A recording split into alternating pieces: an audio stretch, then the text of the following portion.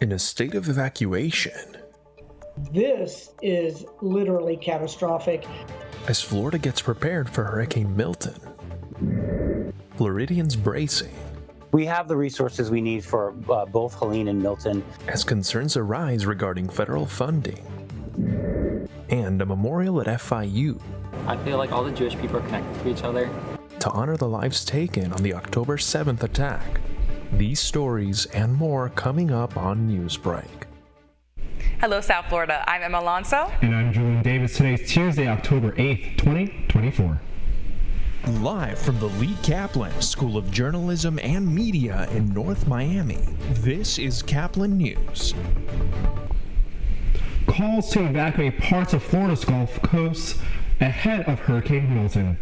After reaching 180 miles per hour on Monday, Hurricane Milton has weakened from a Category 5 hurricane to a Category 4. As CNN's Ivan Rodriguez reports, this Tampa as a major Category 3 hurricane late tomorrow. This is literally catastrophic, and I can say without any dramatization whatsoever, if you choose to stay in one of those evacuation areas, you're going to die. Dire warning from the mayor of Tampa as authorities beg people to evacuate ahead of Hurricane Milton. This hurricane's pushing me out. Many heeding the message. Florida highways have been crammed with what some state officials expect could be the largest evacuation since 2017's Hurricane Irma.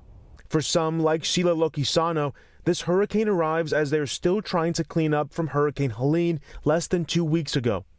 Helene was, it was a nightmare. I stayed. The whole island, all the islands around us have struggled. This time, Sheila's not taking any chances. It's not going to be easy to leave, but I am leaving. The storm is projected to weaken and make landfall as a Category 3 near the Tampa area on Wednesday, packing 120-mile-per-hour winds. Its dangerous eye and eye wall could come ashore anywhere from Cedar Key in the north to Naples in the south. Been to the point where I'm literally looking at every item in our home and deciding, do I take it or do I leave it? And the thought of it just floating in the water somewhere, it's really hard to bear. There are multiple open shelters across the area, and in some cases, transportation is also being provided. Tampa's International Airport will suspend operations later this morning. And for those people choosing to stay in those evacuation zones, as we heard there, we're also hearing from Florida's Attorney General issuing a stark statement saying you probably need to write your name and permanent marker on your arm so that people know who you are when they get to you afterwards. In Tampa, I'm Ivan Rodriguez. And Floridians are bracing for another major storm just as they recover from Helene. This as rumors run rampant that FEMA is running out of resources. Yes, DC Bureau reporter Samantha Gutierrez is clearing up facts from fiction, live from Washington, D.C. Good morning. FEMA officials say residents shouldn't worry about not receiving aid. This comes after false claims were made that politicized disaster relief. We have the resources we need for both Helene and Milton.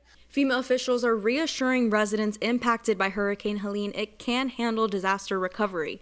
CoreLogic calculates that Hurricane Helene caused between $30.5 billion and $47.5 billion in total wind and flood losses across 16 states. We bring in resources from across the entire federal government. We work closely with the state of Florida and the local officials, and we have the resources that we need.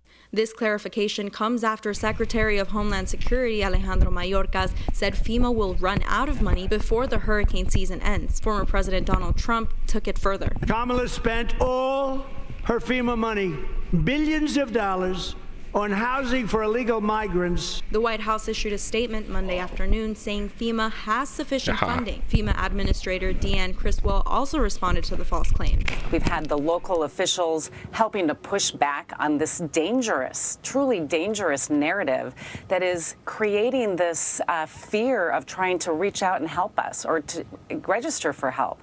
You know, people need resources and we need them to get into the system. The Small Business Administration's disaster loan program is low on funds, and President Biden has said that program could run out of money before Congress returns from their campaign recess on November 12th. That SBA program helps small businesses, homeowners, and renters.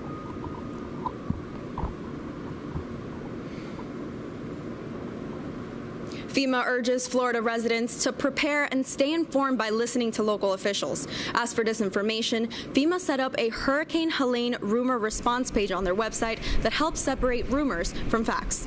Reporting for Caplin News from Washington, D.C., I'm Samantha Gutierrez. And a helping hand for neighbors who could get flooded out by Milton's storm surge. But as Caplin's Anna Trinidad reports, the support didn't come from city officials. The city of Cape Coral is not providing sandbags for Hurricane Milton. They haven't in 15 years. Research shows that sandbags are not very effective against storm surge. Most homes require over 300 sandbags to have them be properly secured. So we would recommend that you look at other resources to do that. And while the city has recommended using other commercial devices, one longtime Cape Coral resident decided to provide hundreds of Cape residents with sandbags. I seen a need. I seen people panicking. I seen people in need. I was in Home Depot Saturday, and everybody was in a panic. And then Cape Coral wasn't going to be providing them. He has brought trucks and trucks full of sand to his community, Cape Coral. I've been here my whole life since the 80s, and I said, let's help what we can and do what we can, and started trucking in sand from all over. He rebuilt his home after Hurricane Irma. Our sliders got 2 inches of water, and we didn't have sandbags last storm. Just the last rain put water into their house, and this might help them. And I'm like, it's a good feeling that there's people, going to benefit from this. He spread the word through Facebook. Hundreds of people came and gave their thanks to Ronald. He said he isn't going to stop anytime soon. Until I can get everybody that I can help. Just stay safe and stay dry. If you guys need anything, we're here. Reporting for Caplin News, I'm Anna Trinidad. Panera Bread has reached its first settlement in a series of wrongful death lawsuits related to its now discontinued charged lemonade drink. Other lawsuits concerning the charged lemonade remain ongoing. In 2022, 21-year-old Sarah Katz collapsed just hours after consuming the drink and later passed away at the hospital. Katz, who had been diagnosed with a heart condition as a child and avoided energy drinks, was unaware of the high caffeine content in the beverage. And the presidential campaign trail goes through South Florida. That's still ahead, and so is this story. Well, today's the one-year anniversary of the worst attack on Jewish people since the Holocaust. It was a terrible day in our modern Jewish history, so we're here commemorating that day, honoring the lives that were lost. The anniversary of the October 7th attacks is recognized on the FIU campus. Stick around, Newsbreak will be back in 2 minutes. Last week, Brandon met a girl on a dating app. One day after work, he finally found the courage to ask her out. No answer. He started to panic. Was he being too pushy? Maybe it was too... Hey, sorry I didn't respond. I was driving. I would love to go on a date. How does tonight sound? Brandon tried to play it cool, but inside he knew. A girl so smart, so responsible. She must be a keeper.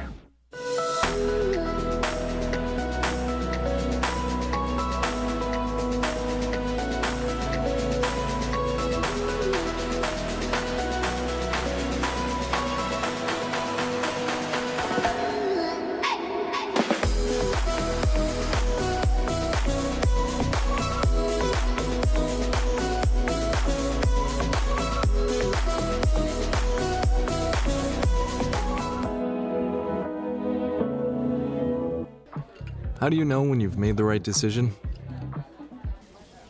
It's the feeling you get in your gut. The one that tells you what's right or wrong. It's the one that says, sure, I can have a drink. Or the feeling that says, okay, I've been drinking. Now what? It's the voice inside you that says, I'm buzzed. Better leave the car when it's time to go. Plan ahead. Catch a sober ride. Buzz driving is drunk driving. Every day, millions of people are connecting. And even though we're overcoming obstacles, watching each other's backs, and banding together, we should still make an effort. We should still make an effort to get to know each other on a deeper level. Father, cosplayer, mentor, actor. It's time we take a step forward. It's time we take a step forward. Come together and discover how accepting our differences can make us stronger.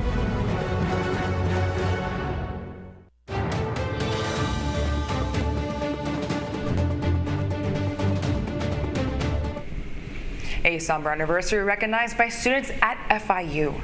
The killings and kidnappings 1 year ago yesterday were the spark that ignited the war in Gaza. Caplin News reporter Jamie Berezdevin shows us one way South Florida recognized the anniversary. As tensions rise in the Middle East between Israel and Iran, many Jewish students have felt unsafe on campus. With the anniversary of the October 7th attacks in Israel today, Jewish students at Florida International University gathered for a flag raising organized by Hello at FIU to commemorate the anniversary. Well, today's the 1 year anniversary of the worst attack on Jewish people since the Holocaust. It was a terrible day in our modern Jewish history, so we're here commemorating that day, honoring the lives that were lost and paying homage to the hostages that still remain.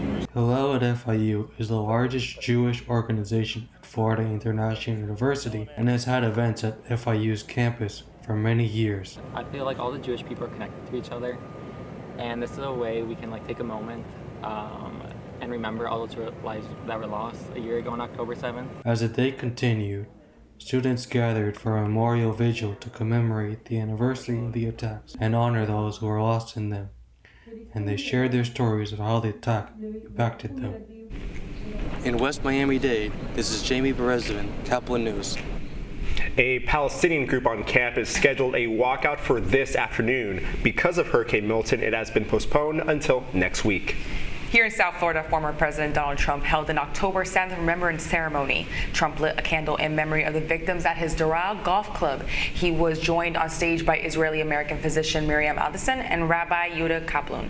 If reelected as president, Trump said he would, quote, remove the Jew haters. Vice President Kamala Harris prepares to propose the first ever Medicare benefit, specifically for home health care. She's scheduled to appear on The View today to talk about the plan. The proposal is aimed at supporting the sandwich generation, addressing the long-term care needs of senior citizens. This group typically includes middle-aged adults who are responsible for looking after both aging parents and children. You're watching Newsbreak, and we're coming right back.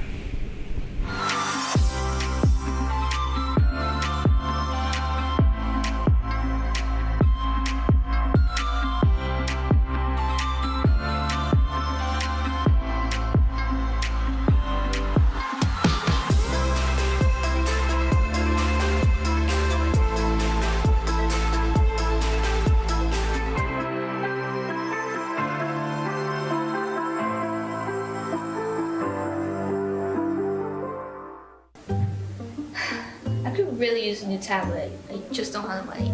Let me ask you something. Do you have a Pell Grant? Yes? You do know you can get a free tablet, right? Did you say free? Yeah, free. It's simple. And the application is done in the store. I could really use a tablet. Go get one. Another satisfied customer. Stop by Panthetech in the Graham Center at FIU MMC today to speak with one of our associates to get your free tablet. Type 2 diabetes can have a big impact on your life. But how can it be prevented? Well, the first step is knowing if you have something called prediabetes. Take the 1-minute risk test today at doihaveprediabetes.org.